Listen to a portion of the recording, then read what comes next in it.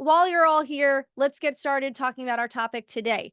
So our leadership bootcamp series kicks off. We've got 4 topics that we will be covering over the course of the next few weeks. And today's session is the first one in this installation. We are going to be covering re-onboarding. So for some of you, this might be something you're already doing in practice today. I don't see it done in a lot of companies, and I'm not, at least not like programmatically, right? It's not part of their offering. So that's what we're going to talk about today. As I mentioned, my name is Kristi Faltorusso. I'm the Chief Customer Officer here at ClientSuccess. I've been here for now over 3 years, helping basically manage our customer success, support, and services organizations, also leaning in with some thought leadership and marketing content as well. So really excited to kick off the series today. Like I said, our title for today's session is Re-onboarding, a proactive approach to improve adoption, address turnover, and support program evolution. So without further ado, we're going to get started. We are 7 minutes in, and I know everyone's going to have questions at the end. Want to make sure that we have enough time to get to everything. So let's go ahead and get started. So you guys know I always love to kick these off with the why, right? Like why am I even thinking about this as a program or an initiative that needs to get covered? Why do we need to talk about it today? Why are we deploying this at ClientSuccess? Well, I think it's important to remember the average business changes its strategy at least once every 12 months.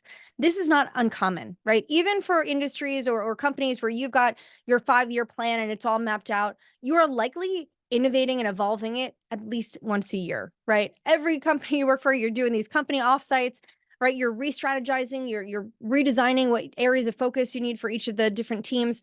So at least once a year, your customers are changing their strategy, which means they're going to have new priorities, new goals, and new initiatives. And now, why is this important as part of this topic?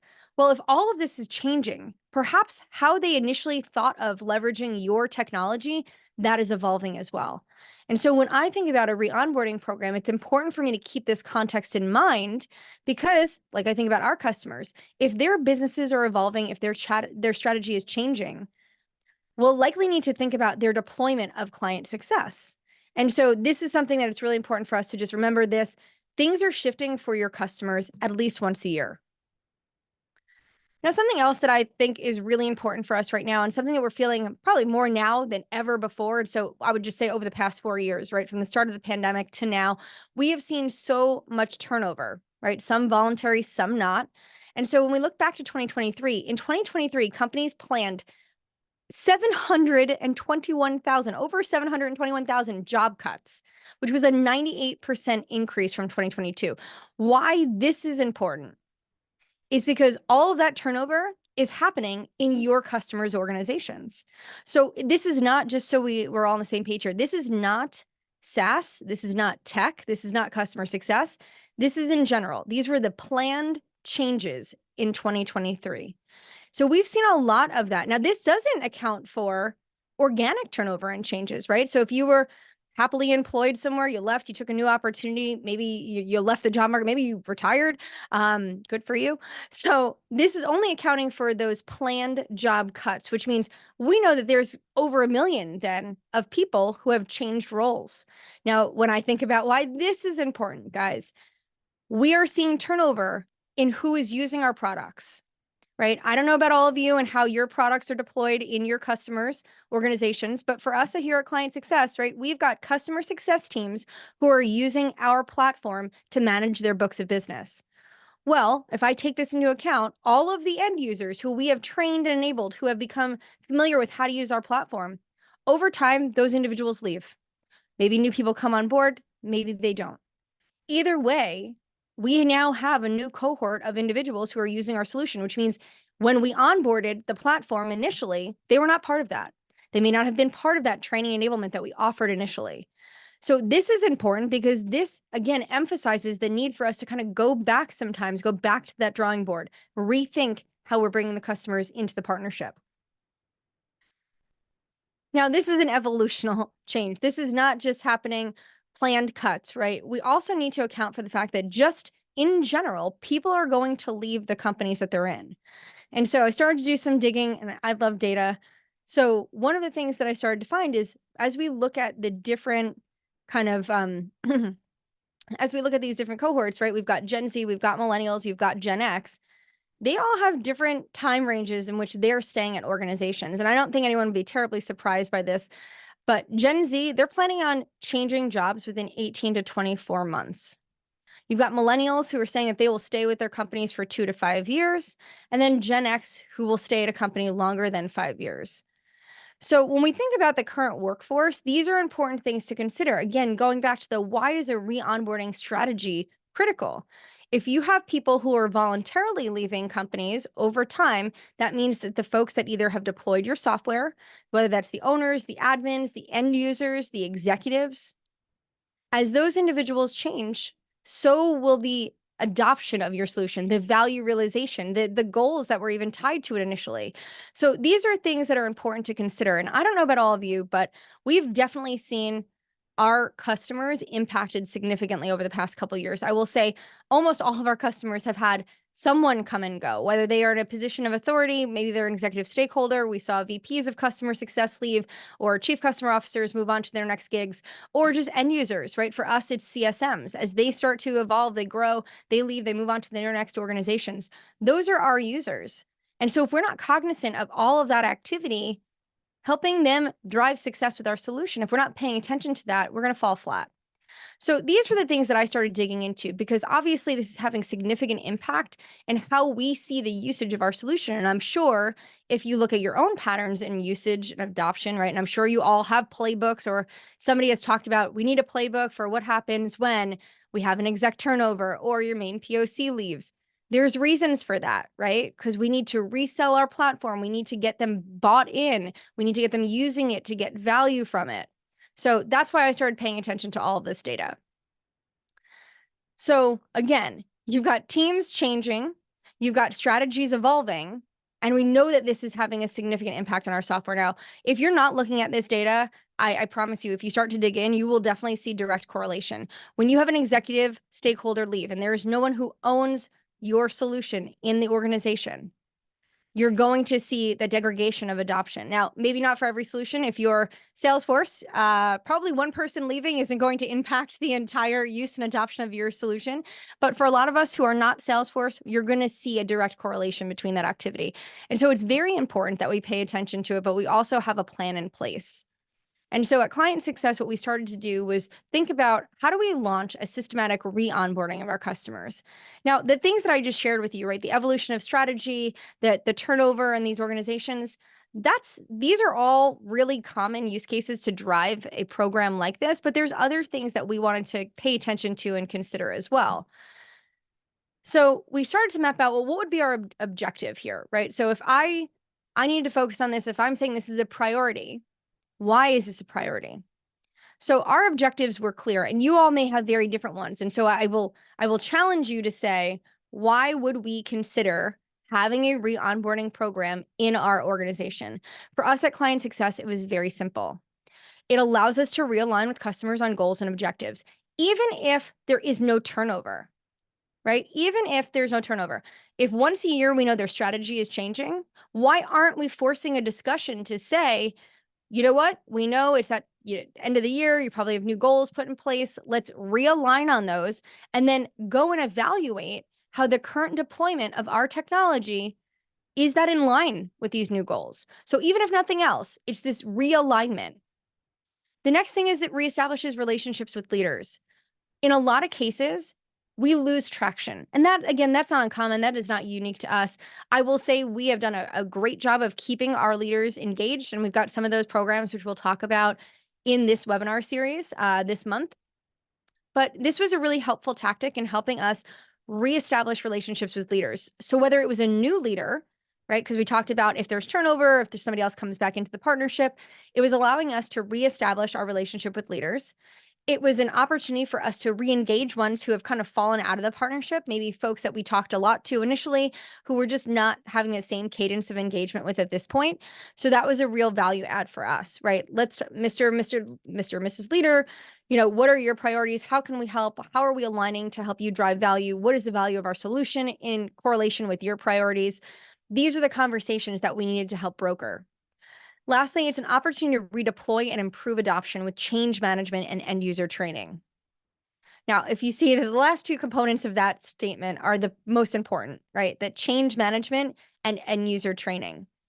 In so many organizations, I will tell you, and I've seen it because I've been the recipient of these programs, but you get onboarded and it's like this forced onboarding program that is clearly based off of an internal checklist that they have designed for their customers, not something that I am designing with my goals and my needs in mind.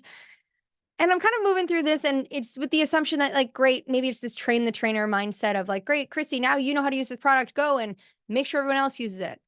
Well, I don't know about you guys, and maybe you're all way smarter than me, but it does take me a little time to pick up all of the details and nuances of any new solution I'm using. Some are much easier than others. Like Calendly, I probably don't need a lot of training on. Others, definitely, I would like some more time. Like for me, I can't figure out Notion. I struggle. So there are some solutions that are just obvious and easy, and then others that require more formal change management and more end user training. And so I will just say, I've seen enough onboarding programs to say that we are not doing our best upfront. So if this gives you an opportunity to think about a redeployment to help with adoption, to help with end user training, the unique thing about doing a re-onboarding is you've watched and you've learned, right? You saw what worked, you saw what didn't work. We're obviously at a place where either your product is heavily adopted and very well integrated into their business, or it's not. And so we can take those learnings, good or bad, and apply it to how we move forward. So for us, this is how we thought about it, right? Because I'm not going to do anything if there is not a very clear objective and goal in mind. These were our three. It allows us to realign on goals, establish relationships, and then improve adoption. So now, obviously, listen, could you go and offer all of your customers a re-onboarding? You could. I wouldn't. So what we had to think about here at ClientSuccess was, okay, if we're going to offer this type of program to our customers, how do we decide where to start? Because again, I'm not, and we can use any analogy, I'm not going to boil the ocean, I'm not going to eat the elephant, I'm not going to do any of the things that says I'm trying to do it all. So I want to be very intentional about where my team is focusing their efforts, and we want it to be mutually beneficial, right? I want it to have clear value to the customers that we're working with, as well as provide value for our business. So we had to figure out what would be the criteria for us at ClientSuccess for a re-onboarding program. How do we target those right customers? So again, these are ours. These might not be yours, but I'm going to challenge you to say, if you're going to run a program like this, figure out what those cohorts are, because at the end of the day, you cannot have every single customer you have in onboarding at the same time. I don't think that that's possible. I'm happy to anyone to prove me wrong, but maybe if you have a small amount of customers, it's possible. But I know for us, and we only have a couple hundred, it would be a challenge if I said all of our customers were in an onboarding cycle right now, because onboarding has a higher cadence of engagement. There's a lot more work that's involved. And so for us, we want to be very thoughtful. So here's what we selected as our criteria. The first one, poor adoption or lack of strategic use cases. Now, ClientSuccess is really robust, not in terms of difficulty to use. It's actually very easy to use, but there's a lot of modules.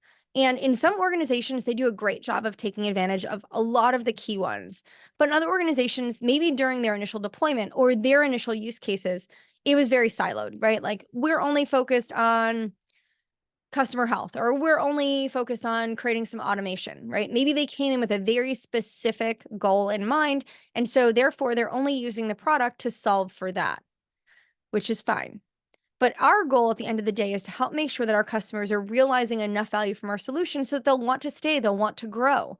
So if I notice that customers aren't using the platform very strategically, right, or they don't have very clear use cases, because some people just use things to use something. And if I go back and say, what was the value realization? It's going to be hard to quantify. So when we know that those customers are struggling in that way, I would say that they qualify for that point one. The second thing is, have you had executive or main POC turnover in the past 6 months? Now, I give an extension of 6 months, and you're probably like, Kristi, why would you wait 6 months if an executive turned over? Why would you wait 6 months to go and start to do a program like this? Let me tell you, if you've never been an executive entering into a company, let's say somebody left, you have a new person who came in. The last thing I need are all of my vendors trying to engage me in my first week, maybe even in my first 30 days. My goal as a leader is to get acclimated, learn the product, learn my customers, learn the business, figure out where there's some opportunities. My priority is not our tech stack. It's just not. So when I give this timeline of up to 6 months, it's to say that we're also being very thoughtful about giving leaders an opportunity to get settled in, figure out what their strategy is. How do they need our help? Where can we lean in? So I always just try to be very thoughtful about the time. Now, that's not to say I do not immediately introduce myself. That's not what I'm saying, right? I might have a new leader who comes on board and I'm sending an email day one. Mary, Joe, hi, great to meet you. Here's who I am. Here's my team. Here's how we can help. Here's what we do. Let us know when you're ready to engage. I'm always happy to get on a call right away, but I'm also very cognizant of the fact that I am no one's top priority. Running their business, managing their team, working cross-functionally, building out their product, those are their priorities. So I want to just be very cognizant of that. I'm very self-aware of where I probably fit in to their timeline. So that's why we target anyone up into those 6 months. Now, if we look at the main POC, that might be a little different, right? Your main POC isn't your executive. I still want to give them grace. I want to give them space to get acclimated. They're learning a product, they're learning a team process, all of that. But if it was the main POC, we'd probably work to act a little bit faster there. But all within the past 6 months, we want to say if this has happened, they are probably ripe for a re-onboarding. Number 3, the renewal is 5 or more months away. Now, again, you're probably thinking, Kristi, why are you only focusing on customers where the renewal is so far away? We've got customers renewing in 2 months. This would be great to re-engage them. Yes and no. We all know that even the best re-onboardings or onboarding programs, even the best ones where it's like, nope, we can get our customers up and running in 3 days. Cool, great, maybe. But it's not just about your checklist, right? It is about your customers not only getting the platform or technology configured in a way that's meaningful, it's training and enabling them, it's the change management, it is the adoption over a period of time, it is the value realization. I will tell you, even though client success, in my opinion, super easy to get stood up and deployed, I've never been trained on it. I figured it out in a few days. I will tell you, to get the real value from these solutions takes a little bit of time. So for me, I want that time. I want to be able to say I have up to 5 months before the renewal where I can do the re-onboarding, do the training, get them configured in a meaningful way, have the appropriate conversations with the leaders, right? Have them seeing some result or value. That is why I look a little bit further out. I also know that if we've got customers who are significantly at risk, let's say your customer has already communicated their intention to churn, offering a re-onboarding within a 30-day window before they've already decided to churn, maybe not the best use of your time. There's other save plays. I used to run a red accounts team. I used to run a save team. I get it. There's things you can do. I like to be very thoughtful about what does a re-onboarding program look like, and this just requires time. The next one here is ARR is a certain number or greater. Now, you might want to offer this for all of your customers. In fact, if your customer base is just all enterprise customers, cool. This maybe is applicable for any of your customers. If you are someone like us, like at ClientSuccess, we have a wide range of customers. I have customers who are very small organizations, right? And because we're a per license model, they might only purchase a couple licenses, which means they're not spending a lot. And then I've got customers who maybe have bigger organizations, again, purchased more licenses, large investments. So for us, I look at a specific threshold of ARR where we're willing to make this investment. Now, of course, listen, if I have a smaller customer who wants to pay for this, absolutely. But you really have to decide as a business, what is that threshold, right? Where are you willing to make these investments? Because again, this is not free.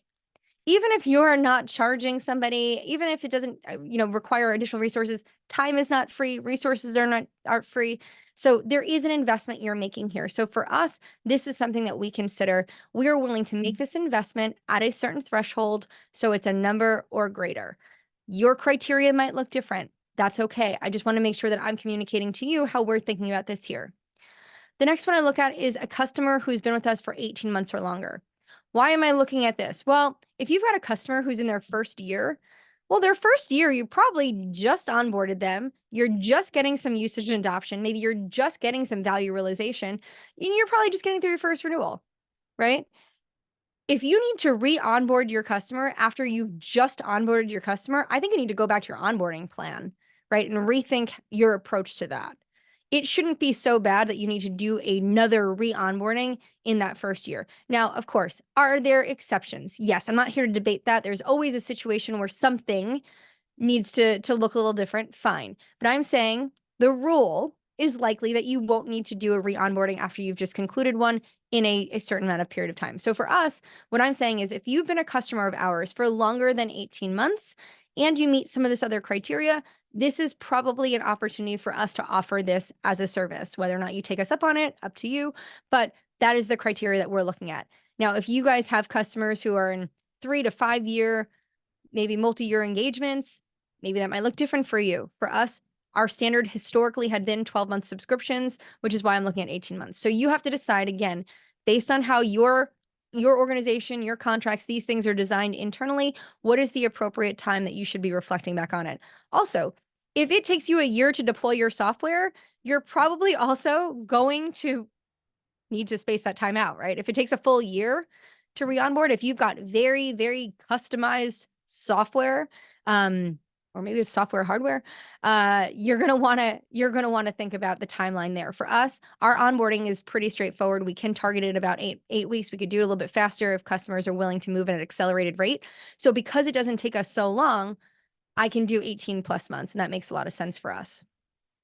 The last one here is the executive is bought in and supportive and engaged. At the end of the day, we're not just doing this for the sake of doing it. One of the things that I told you was an objective of ours was to rebuild these relationships, right? To re-engage, especially at an executive leadership level. So one of the things that I require is that if we are going to offer this, it is the executive who has to help drive this, right? This is in partnership with them. I don't need a CSM telling me like, yeah, Kristi, this would be great. We'd love to do this. At the end of the day, the idea this needs to be coming top down. Our leaders are the ones who are driving the strategy. They're the ones deciding and designing what a deployment of client success will look like successfully in their organization. So the last piece that we focus on is the executive bought in? Are they supportive of this program? And ultimately, will they be engaged? So these are the 6 points that we look at. Now, we've got some customers that fit some of these and not all of them.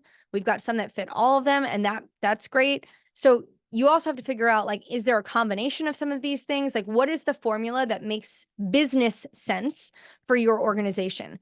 For us, there's some things that we're a little bit more flexible on, but generally, these are the 6 that we try to focus on. So I would just encourage you to figure out what is the criteria for you. Now, just like an onboarding program, we had to be thoughtful about prescribing what a re-onboarding program looks like. We're not just leaving this up to our CSMs to redesign every single time we've got a customer who wants to take advantage of this. It has to be designed so it can be repeatable, right? We don't want the teams to slow down. Now, again, I'm going to say with the caveat, if you are a company that has a very bespoke, customized solution, you may not have an onboarding process, right? You might have a scope of work. You might have something that's very, very significant, a heavy lift, very different. What I'm talking about is for SaaS products that are pretty straightforward here, where you can create a repeatable process to walk your customers through. So for us, what we had to do was design, what will the re-onboarding program look like? So first thing is, we said we wanted to make sure that we could do something within a specific period of time. Now, listen, every plan, best laid or otherwise, we've seen not work out the way we'd like it to. So what we're saying is that we intend for this to be basically a 4-week engagement. That's the investment that we're looking for our customers to make. Now, 4 weeks just means we will have certain set meetings on the calendar with their CSM, driving strategy, walking through this, but our customers are also going to be required to do work on their end, right? That's why this program needs that buy-in and support, because it does require your customers to do some work. So again, this is just an outline. Sometimes we know that this will look a little different. Maybe it'll be faster, maybe it'll be longer. That's okay. But we had to design something so that my team can really have this like wash, rinse, repeat motion. And then again, take into consideration the nuances of each customer they work with. My team is empowered and encouraged to make the adjustments necessary to get to the outcome. And at the end of the day, really what the focus is my customer set up to get value from our solution, and can they start using that today? That's what we're focused on. So first thing is a kickoff meeting. Now, I've talked about this in previous sessions. I did a boot camp on this, but I do something that we call a partnership kickoff meeting. It happens before onboarding. Right. So we don't onboard our customers here at Client Success. We don't jump right into onboarding where it's like, great, like, let's go build your health score. No, we start with this partnership kickoff because it allows us to set expectations, align on goals, make sure that we understand roles and responsibilities. We walk through the program. So we're we spend the time to just make sure that we understand who our customers are, what they need, how we're going to partner together. We're doing that same thing because, again, regardless of whether or not this is the initial onboarding or re-onboarding, we have to all be on the same page. So we're still doing that kickoff meeting. We want to make sure that we're very clear on establishing with our customers what their objective is, right? Why are they wanting to initiate this program with us? The next thing we're going to do is we have to define at least one goal for this program, and it has to be a SMART goal. Again, I know this is something that a lot of CSMs struggle with. I know it's something a lot of companies struggle with. You have to be able to help your customers get to a measurable goal. If you do not, how will you know that you're successful? You won't. So there needs to be work done here to make sure that you have a specific goal in mind that does meet that SMART acronym. So we know that, yes, we've done these things together. My customer is set up to succeed. Have them help validate it. That's what we're striving for. So that is a key component for us to go through this re-onboarding. Now, the next part is creating a plan. Now, at Client Success, the way that we've designed our onboarding is modular in the sense that it's serving for different use cases, right? Designing customer health. Now, customer health is tied to a few different pieces of technology in our platform, right? We've got our pulse, we've got our health score, we've got scorecards, we've got a whole bunch of different things. So when I talk about health, there's a few different product pieces that go into health. So we focus on it rather on like, what is the problem that we're solutioning for? And then what is the parts of the product that go and help to execute that? So this is where I say we create our plan. And it's kind of like for us, it's a little modular in the sense, like it's like almost think drag and drop, right? Great. If they want to focus on health, we know we're going to do scorecard. We know that we're going to do health score. We're going to do pulse. If the customer is saying, you know what, we really need help operationalizing our onboarding process, great. Well, that's going to be in our success cycle. So that's what we're going to be focusing on.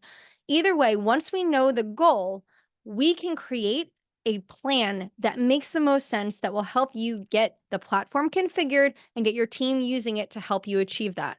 So what we try to commit to, though, because we do need to put some guardrails around this. I don't need customers in a re-onboarding stage in perpetuity, right? We're not just going in there and like going to live there until the next renewal. We need to make sure that we are very clear on what is the timeline to get this done? What is the investment that we're willing to make? And what are the expectations we have for our customer? For us here at Client Success, after we get to the kickoff meeting, we are trying to conclude re-onboarding in 4 weeks, in 4 sessions. And so, yes, we have some customers that are like, hey, let's do all 4 sessions in a week. Sure, if my CSMs can accommodate that and it makes sense and the customer actually can move that fast, no problem. Most of our customers cannot because, again, this is not their full-time job, deploying my software. They've got other things that they're working on. So we give them 4 sessions or 4 weeks. We use that time wisely. There's homework that has to be done in between, but we feel like this being kind of half of our initial effort, again, just focuses on some of the core things. Now, at Client Success, it might be different for all of you. So I need you guys to like look internally and figure out what is necessary for you. But some of it is like our first session that we might do in a regular onboarding program is like data ingestion. Okay, data ingestion. I don't need to re-ingest the data for a re-onboarding. That's already done. Your data's there. So things that we had to do initially don't necessarily need to be done or redone in the re-onboarding. So it's important for us to understand the distinction between what do we have to do as part of an onboarding to get customers like set up in the solution versus what are the configurations that we need to help them with to make sure they're getting value. Those are different for us at least. The next thing that we do is we want to make sure that we're doing end user training. This goes back to like our solution here at Client Success.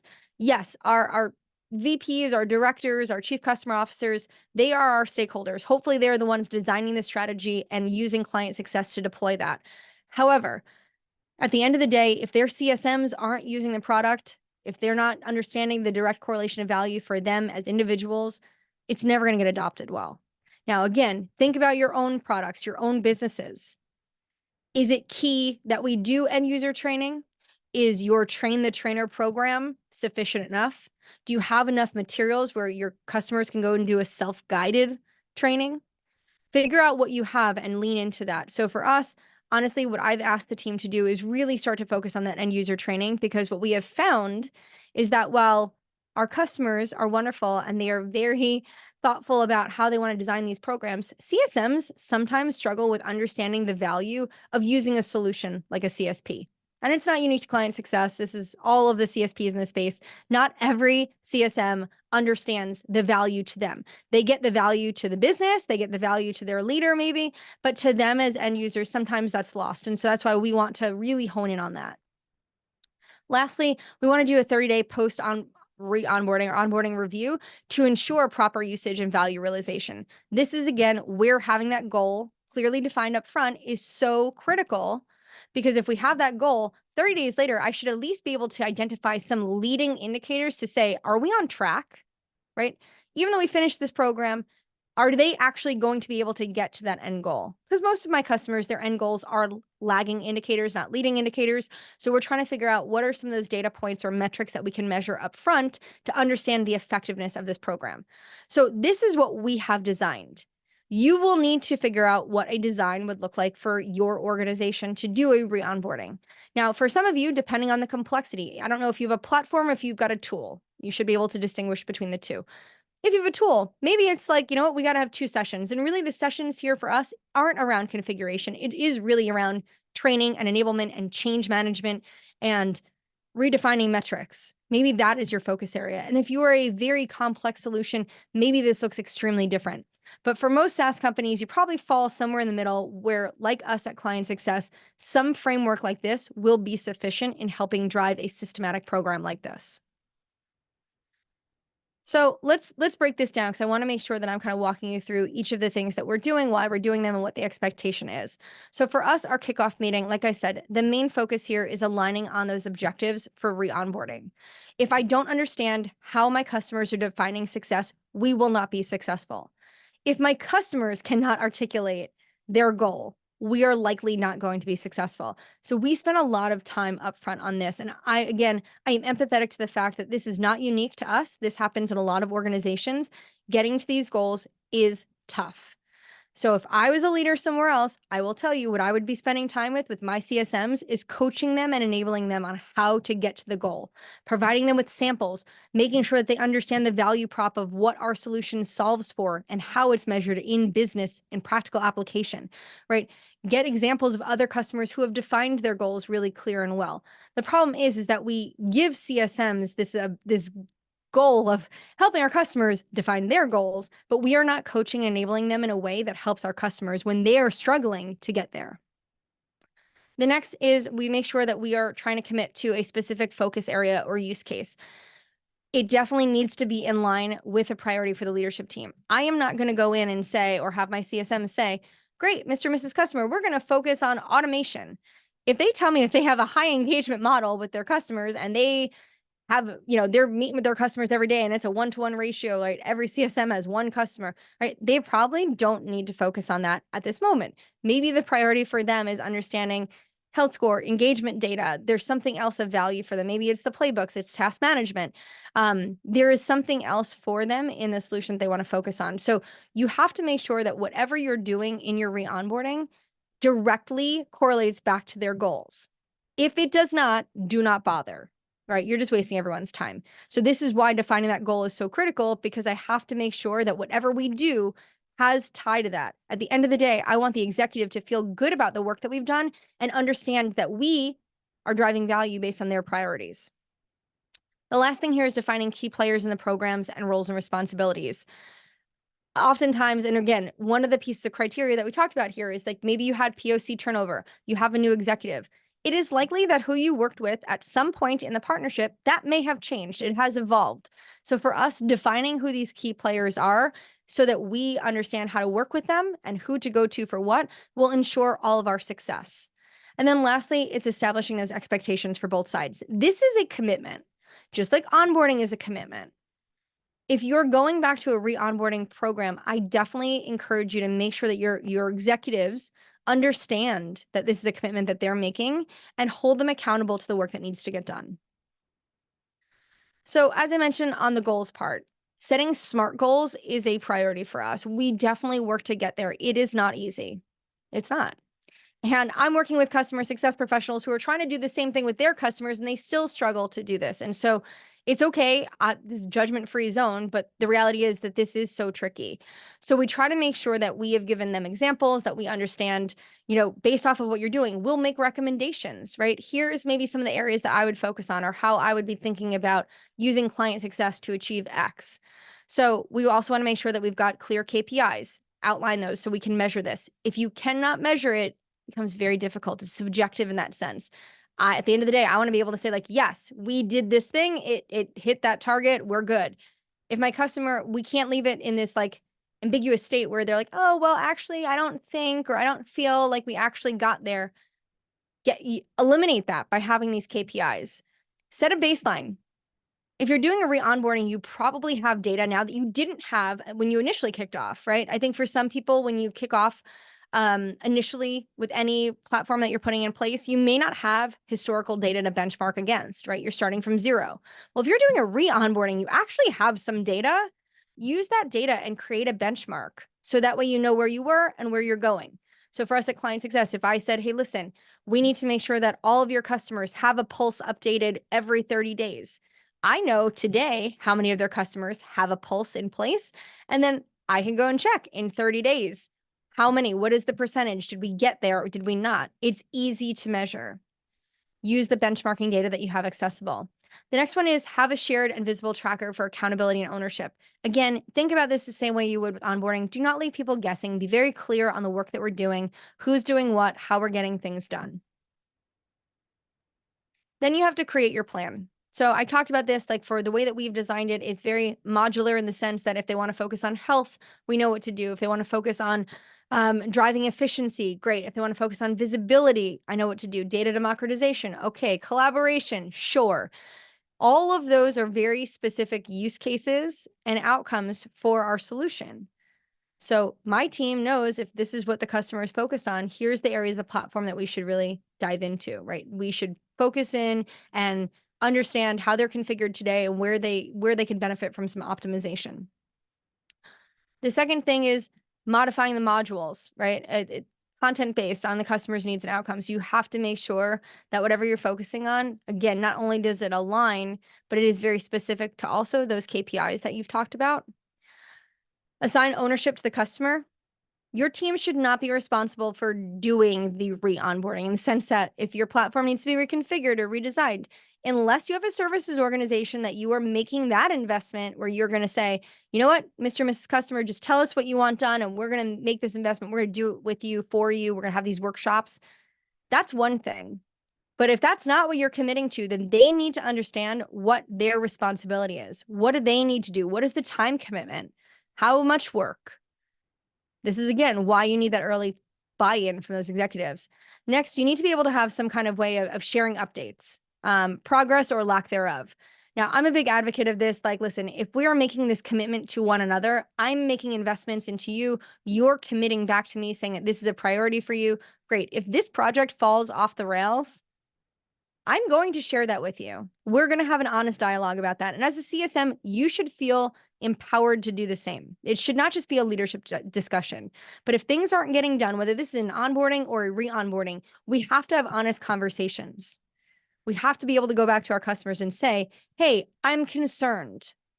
The commitment that we made, we're not honoring it. The work isn't getting done. As a result, here's what's going to happen. Those conversations are critical to everyone's success. It's a level of transparency that just has to exist when you're working on these types of projects.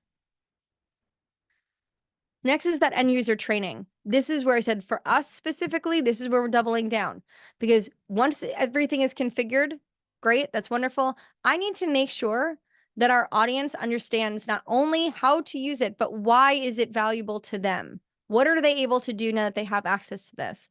So we've got to figure out who the audience is. Now, for us at Client Success, it's usually going to be the CSMs. Maybe it's the admins. Maybe it's leaders. Maybe it's a sales team that's part of it. Maybe you have a marketing team that's using the platform. For each of you, maybe you have different personas. If you have different people who use your product, do you need to do specific persona-based training? Think about that. That's why establishing the audience is going to be key. Lead with a hands-on session or workshop style. It keeps people engaged. If you invite folks to an end user training and it's like you're talking at them for an hour, I don't know how many of you have been on the receiving end of something like that, but especially in a remote first world where many of us are, people are cameras off, they're multitasking. You maybe have half an ear, maybe an eighth of what you're covering is going to be received. Make it engaging, make it a workshop, have them do things in the platform, right? Figure out how to design this so that it does stick, that people are in there, they're doing the work. So that way they'll know how to do it in the future. They are going to be paying attention. They're going to be present as best they can. Collect feedback before and after to focus on critical areas. One of the things that we like to do is, if we're doing CSM training, why aren't you using this today? Let's learn from that.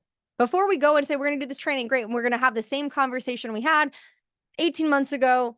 Instead, let's change the dialogue. Great, you've had access to our solution for 18 months. What have been some of the challenges preventing you from adopting it? Why are you using alternative things like Excel, or why are you using a Word doc, or why are you using, Monday.com, right? Try to figure out what's going well and what's going wrong for them. And then that way you can focus on this and make sure that the training enablement is going to be, right, the most beneficial. Lastly, track metrics to measure effectiveness and impact of these sessions. For example, if you're training somebody on a specific part of the product, go check, is adoption of that part of the product improving after the session? Maybe not like 5 minutes after, but like in the days and weeks following. Do you see a direct correlation between that session and how things in your solution are being adopted? You have to be able to draw some of that. So that is something that we are looking at also, making sure that all of the metrics that we're focused on do have direct correlation to the work that we're doing. And that way we can understand what our impact is, or sometimes lack thereof. And then what I talked about here was this 30-day follow-up. It doesn't have to be 30 days. It could be 45. It could be 60 days. It does not matter. For us, it's going to be 30. We figure if we spend 30 days with you on a re-onboarding, maybe let's just say 35 because we do the partnership kickoff. Say 30 days, we do a follow-up. It's to say, great, we did all of these things together. It's either working or it's not working. Now, the reason why I want to actually look at this 30 days and not further out, if something isn't working, I want time to course correct faster. I don't want to let this go on for 6 months and then be like, hey, like we did that onboarding and it doesn't look good. And here we are 6 months later. Now you have that renewal. Be quick about it, right? This is where, again, establishing what those leading indicators are will be critical. For us, maybe it's like, hey, are your CSMs, are they at least logging into the platform every day?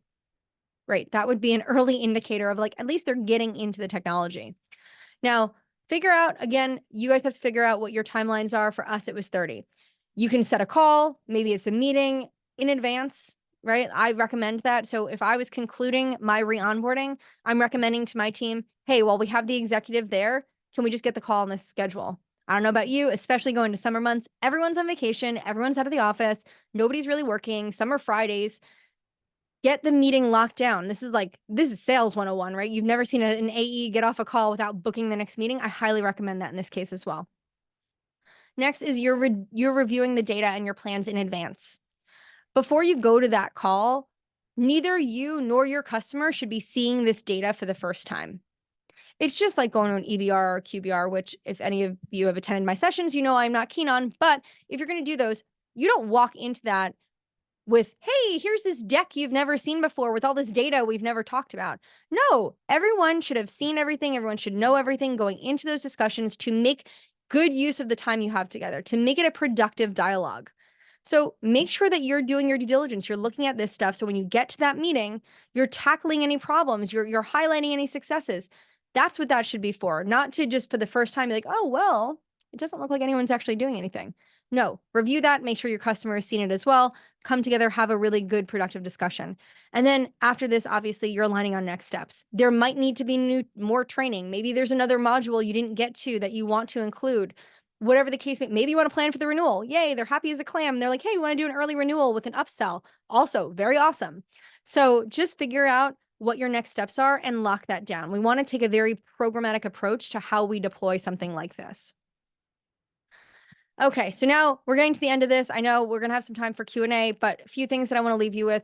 One, establish your business objectives in advance before you go down this I don't say rabbit hole, but don't say, oh, great, this sounds like an awesome idea. We're doing a re-onboarding plan. Don't do it if you don't have clear reasons why. Like I said, for us, the objectives were very clear. I have data to support it. Also, I'm not making this hypothesis based on how I feel or what I think. Remember, nobody cares what you think or how you feel. So what I'm using is I have data about our customers that directly correlates to the information and insights that we're gleaning from all these other solutions, how they're deployed. We know that there is intrinsic value in doing this for each of our customers where that criteria is met. Designing your criteria and sticking to it. Gosh, this is just like having like an ICP for your sales team. Think about it the same way, right? This is that. Do not, if you say that this is the criteria for re-onboarding, do not just start offering it to everybody willy-nilly. Really stick to that criteria, because I will tell you also, you're going to want to benchmark against those points. If we said that it's for customers and, you know, our objectives are rebuilding relationships, adoption, improvement, value realization, all these things, great. And if I said this is the criteria for that, how is this improving that cohort of customers? It just makes measurement a lot easier. But also, you've said up front, this is the criteria to enter in. Design something that's repeatable for your customer success team.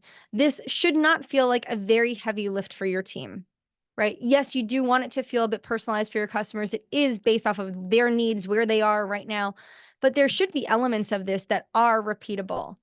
So to the extent that you can, create something that does feel easy and lightweight for them. Your team is working on a ton of different projects, initiatives. Do not make this more difficult. Now, if your CS team is not going to be responsible for this, let's say you're kicking it back to an onboarding team or back to an implementation team, my advice to you there is get buy-in first, especially if they are not part of your organization. So make sure that they're on board before you do that, but create a process that makes sense. Last, prioritize. If bandwidth is a challenge, prioritize where there is mutual benefit. I'll tell you, like, we started to review this at ClientSuccess. We started talking through which of our customers did we want to make a part of this plan.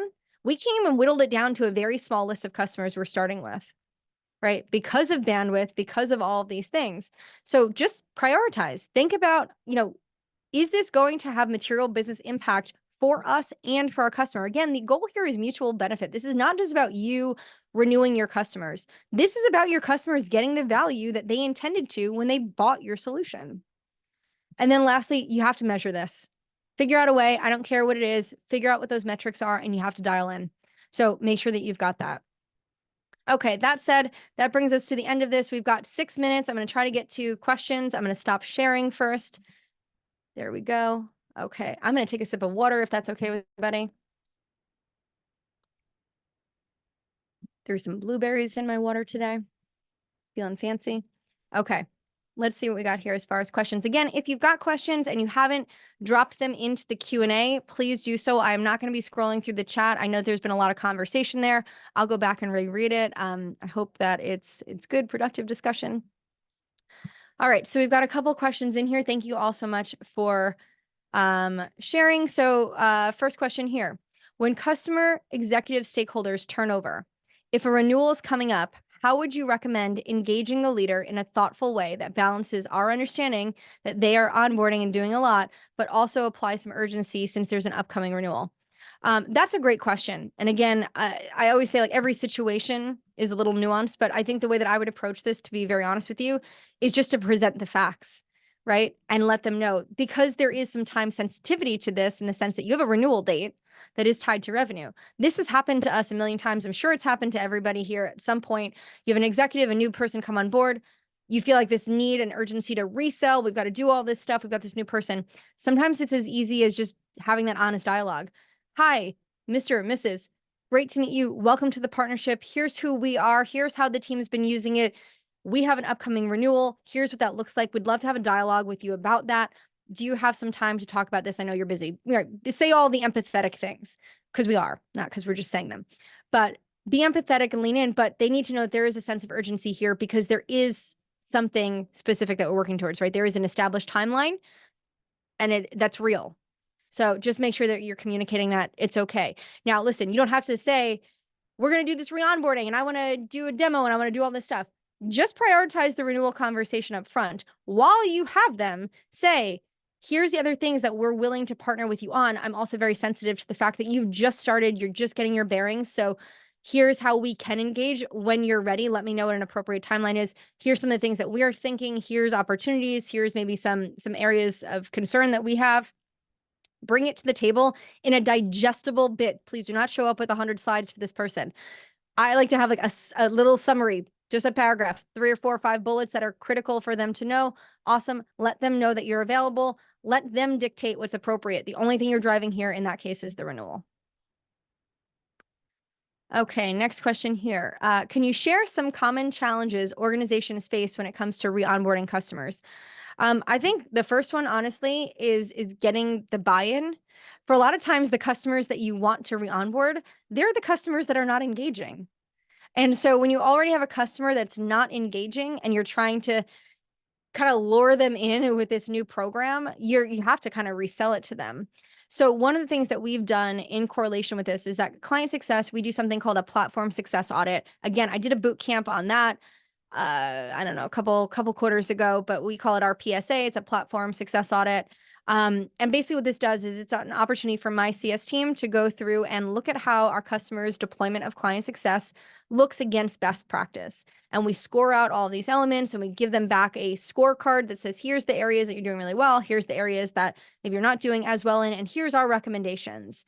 Where do you want to prioritize? Where do you want to start? So now why that is helpful is because that gives us some of the meat that we can anchor on when we go to the customer and say, hey, listen, we did this audit for you. We understand where there's opportunity, kind of where you're leaving money on the table. Based on the data analysis that we've done and this audit, we're recommending this re-onboarding. Here's how we'd like to partner with you. This is a no-cost service to you. We just want to make sure that you're getting value from the solution. It's all about how you're positioning it, right? So that is what I would say is probably the biggest challenge, though, is getting these disengaged customers to all of a sudden want to re-engage and make that type of investment. All right, next question here. Can these be applicable to shorter life cycles, like monthly renewals? Sure, right? It's going to be nuanced to how you run that. If you have a platform you've got a monthly renewal, maybe it's something that you say like to your customer, hey, listen, we've got some work to do.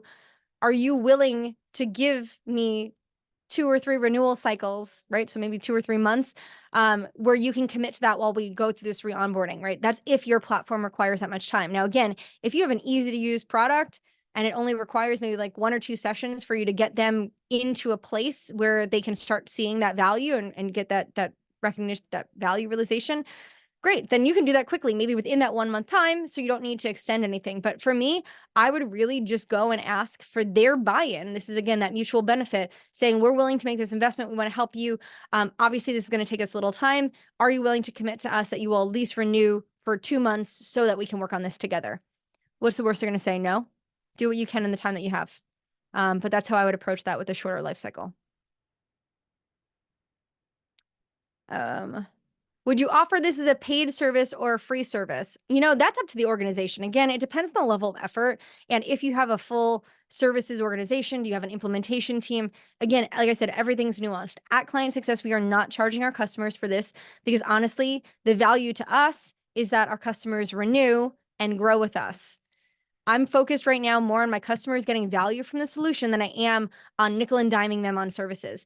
That said, that is just our perspective. If you've got a lot of work to do to help do this type of program, it's a huge investment, a huge lift on your end. By all means, charge. But in that case, it's a services agreement. It's a little bit different. So just be cognizant of what charging and not charging might do to the dynamic of that. Okay, that said, I know that there's a couple more questions in here, guys. Sorry I didn't get to all of them. We are at time. And again, I don't like to keep you guys a minute over. I know y'all have places to be, things to do, customer meetings to be had. That said, again, thank you so much for giving me a little time today. Hopefully you found this session valuable. Hopefully you'll be able to make it back next Tuesday for another brand new topic, new session, more stuff to dive into. Like I said, we will be sending out this recording as well as the presentation that I covered in the coming days. So please sit tight. We'll get that out to you. For questions that I didn't get to, we're going to close this out, which means the chat, those will go away. If you want to follow up with me on LinkedIn, that is a very easy way to just get my attention. I'm happy to go and write you back a response, get those questions answered. Again, thank you guys so much. Have a great week, and I'll see you back next time.